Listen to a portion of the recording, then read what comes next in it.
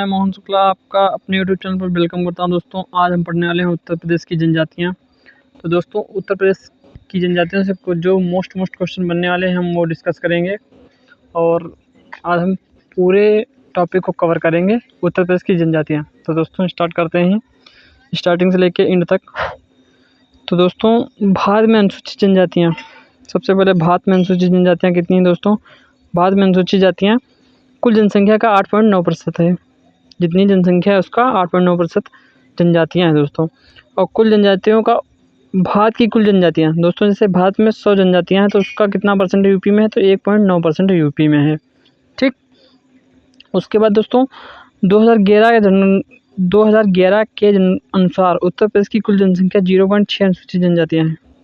दोस्तों, जो 2011 में जनगणना हुई थी उसके अकॉर्डिंग यूपी में 0.6% एसटी हैं। ओके।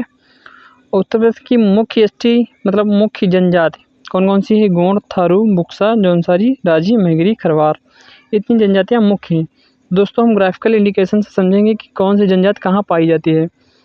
तो दोस्तों, हम देखेंगे कि मैगरी और बुक्सा दो जनजातियाँ बिजनौर ज़िले में पाई जाती हैं और थारू जो है मुख्य रूप से तराई क्षेत्र में लखीमपुर,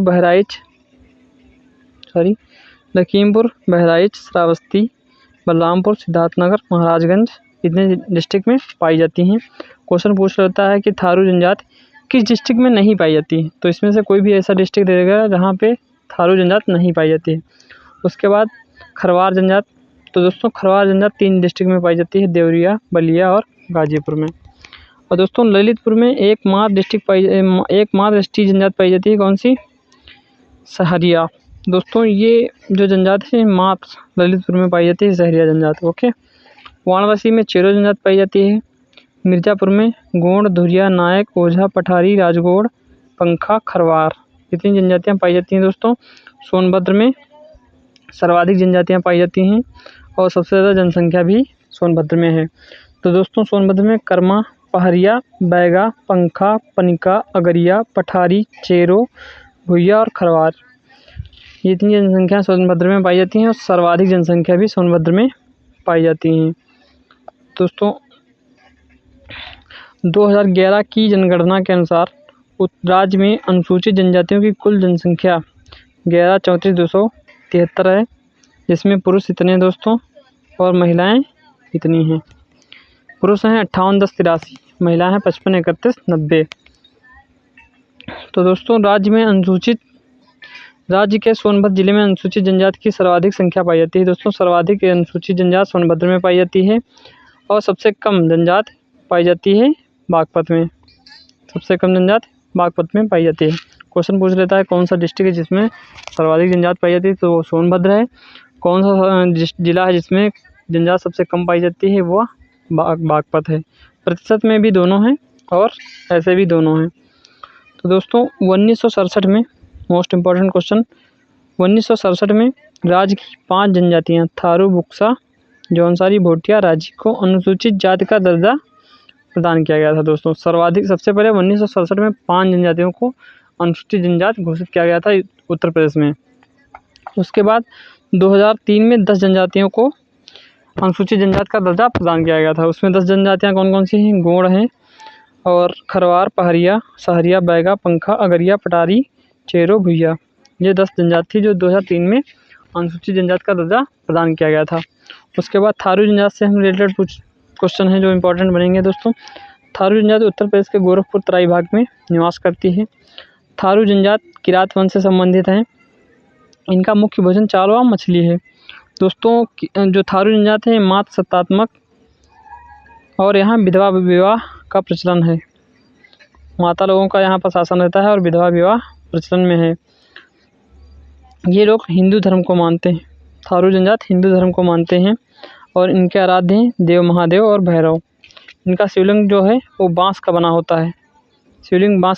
रामकृष्ण की भी पूजा करते हैं। विधवा विवाह के समय दिए जाने वाले भोज को लठ भरवा भोज भी कहते हैं दोस्तों। ये भी क्वेश्चन बन जाता है। थारू जनजाति के लोग दीपावली को शोक के रूप में मनाते हैं। थारू जनजाति के लिए एक महाविद्यालय भी बना है, लखीमपुर खीरी डिस्ट्रिक्ट में बना है। थारू जनजाति के लिए महाविद्यालय बना है लखीमपुर खीरी में। थारू जनजाति मकर संक्रांति, होली, कृष्ण जन्माष्टमी, दशहरा, बजहर आदि त्यौहार मनाते हैं। थारू जनजाति के लोग दोपहर और शाम को दोपहर के भोजन को मिजनी और शाम के भोजन को बेरी शब्दों का प्रयोग करते हैं।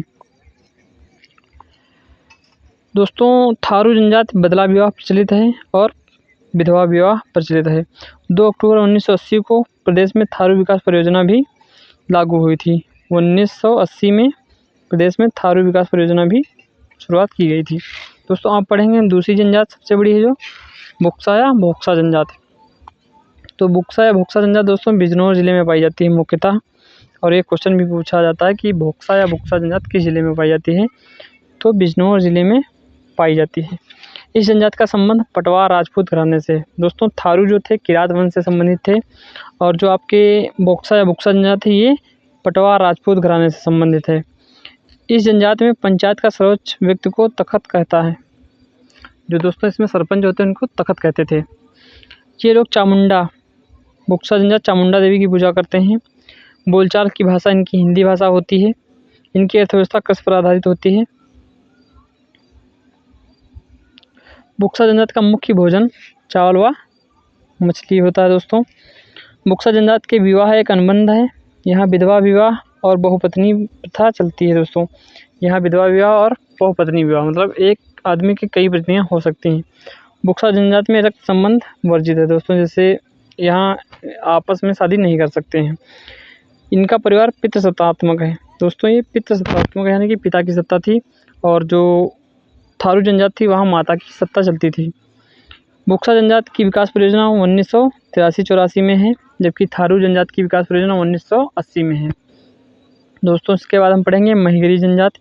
महिगरी जनजाति तो दोस्तों महिगरी जनजाति भी बिजनौर जिले में पाई जाती है। ये इस्लाम धर्म से संबंधित होते हैं और इनका मुख्य आधार होता है मछली पकड़ना। ओके, महाभारत में इस जनजाति का उल्लेख मिलता है। जो महिगरी जनजाति है इसका उल्लेख महाभारत में मिलता है।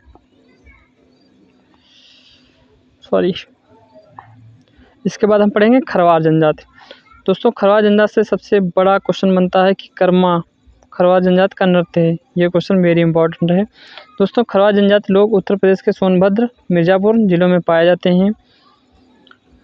इनकी प्रमुख उपजातियाँ दोस्तों पड़बंदी, सूरजवंशी, खेरी, दोरदमंदी ये सभी इनकी प्रमुख जनजातियाँ हैं मतलब इनकी उपजातियाँ हैं। खरवार जनजाति के प्रमुख देवता दोस्तों बदसऊ, वनसंती, दुल्हादेव, घमसान, गोरैया, शिव आदि हैं। खरवार जनजाति तंत्र मंत्र में विश्वास करते हैं। दोस्तों खरवार जनजाति तंत्र मंत्र में भी विश्वास करती हैं। खरवार जनजाति के लोग शाकाहारी और मांसाहारी दोनों होते हैं। दोस्तों ये शाकाहारी और मांसाहारी दोनों होते हैं। और दोस्तों इनका मुख्यतः भोजन गेहूँ चावल का प्रयोग करते हैं भोजन में। उत्सव के समय मदिरा का भी पान करते हैं दोस्तों, यानी दोस्तों शराब का भी सेवन करते हैं। दोस्तों अब हम देखेंगे कि सर्वाधिक कौन से डिस्ट्रिक्ट में अनुसूचित जनजाति पाई जाती है। तो दोस्तों हम देखेंगे 5 राज्य जिनमें सर्वाधिक जनसंख्या है एसटी की।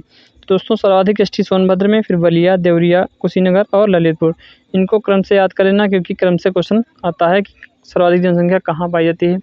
एक में सोनभद्र ना दे के बलिया दे दिया, तो इस हिसाब से आपको क्रम से याद करना है। ओके, उसके बाद न्यूनतम अनुसूचित जनजाति कौन से डिस्ट्रिक्ट में पाई जाती है। तो दोस्तों बागपत, कन्नौज, बदायूं, एटा, कासगंज।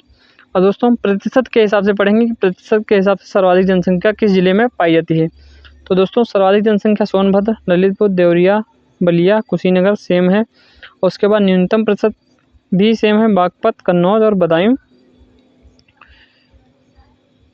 बुलंदशहर, मुजफ्फरनगर। दोस्तों उत्तर प्रदेश अनुसूचित जनजाति का लिंगानुपात कितना है, 951 है।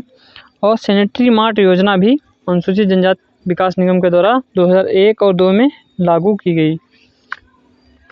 तो दोस्तों ये थी हमारी जनजातियाँ। दोस्तों एक क्वेश्चन और बनता है कि देवसेन की पूजा कौन करता है। तो दोस्तों देवसेन की पूजा भी थारू जनजाति द्वारा की जाती है।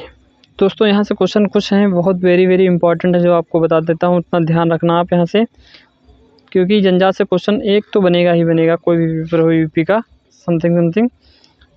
तो दोस्तों कुछ याद रखना चीज़ें, मैं मोस्ट इम्पॉर्टेंट चीज़ें बता रहा हूँ जिनको आपको याद रखना है, बाकी सारी बातें याद मत रखो, कुछ याद रखना है वेरी इंपॉर्टेंट है जो। पहले तो दोस्तों इनका लिंगानुपात कितना है ये याद रखना है। लिंगानुपात 951 है दोस्तों। इनकी जनसंख्या 0.6% है दोस्तों। और आपको याद रखना है कि बिजनौर ज़िले में कौन कौन सी जनजाति पाई जाती है, मोस्ट इम्पॉर्टेंट। और ललितपुर में कौन सी जनजाति पाई जाती है ये भी आपको याद रखना है। सहरिया जनजाति बिजनौर में, महिरी और बुक्सा जनजाति पाई जाती है। और दोस्तों इसमें मोस्ट इम्पॉर्टेंट क्वेश्चन ये है कि इसके सबसे पहले 5 जनजातियाँ 1967 में जिनको अनुसूचित जनजाति का दर्जा प्रदान किया गया था ये याद रखना है। उसके बाद 2003 में इनको 10 जनजातियों को फिर से ऐड किया गया, ये भी आपको याद रखना है कि 2003 में 10 जनजातियों को उनका दर्जा प्रदान किया गया था एसटी का, ठीक। उसके बाद आपको याद रखना है कि दीपावली को शौक के रूप में कौन मनाते हैं, तो थारू। बदला विवाह किसमें प्रचलित है, तो थारुओं में। उसके बाद आपको थारू से एक और याद रखना है बात कि देवसेन की पूजा कौन करता है, तो थारू लोग करते हैं, ओके। और बुक्सा से याद रखना है आपको, बुक्सा किस डिस्ट्रिक्ट में पाई जाती है, तो बिजनौर में। बुक्सा और महिगिरी 2 उसमें पाई जाती हैं। और थारू किससे संबंधित है, थारू किरात वंश से संबंधित है। और बुक्सा जबकि पटवार राजपूत वंश से संबंधित है दोस्तों। जो बुक्सा है ये चामुंडा देवी की पूजा करता है, मोस्ट इम्पॉर्टेंट है। और बहुत ज़्यादा कुछ नहीं पूछेगा बुक्सा से। बुक्सा से 2 ही क्वेश्चन हैं, कहाँ पाए जाते हैं, बिजनौर ज़िले में। किसकी पूजा करते हैं, चामुंडा देवी की। और यही 2 क्वेश्चन वेरी इंपॉर्टेंट हैं। उसके बाद महिगिरी से, तो दोस्तों इनका इस्लाम धर्म है ये याद रखना। और कहाँ पाई जाती है, बिजनौर में पाई जाती है। इनका मुख्य क्या है, मछली पकड़ना। 3 क्वेश्चन हैं यहाँ से महिगिरी से, ये आपको याद रखना है। उसके बाद खरवार से दोस्तों, खरवार से केवल एक क्वेश्चन आपको याद रखना है, वेरी इंपॉर्टेंट है कि कर्मा नृत्य किसके द्वारा किया जाता है, तो खरवार जनजाति के द्वारा किया जाता है, ये याद रखना। और उसके बाद आपको ये क्रम याद रखना है कि सर्वाधिक जनसंख्या कहाँ पाई जाती है और सबसे कम जनसंख्या कहाँ पाई जाती है इनकी। और दोस्तों प्रतिशत में भी सर्वाधिक कहाँ पाई जाती है और प्रतिशत में सबसे कम कहाँ पाई जाती है, ये वेरी इंपॉर्टेंट है। और हाँ, एक क्वेश्चन और है कि थारू जनजाति के लिए महाविद्यालय किस डिस्ट्रिक्ट में है, तो लखीमपुर खीरी में है, ये भी आपको याद रखना है। बस इतना ही है जो जनजाति से आपको याद रखना है। तो दोस्तों कैसा लगा वीडियो, अच्छा लगा तो चैनल को सब्सक्राइब करना, बेल आइकन को प्रेस करना। धन्यवाद।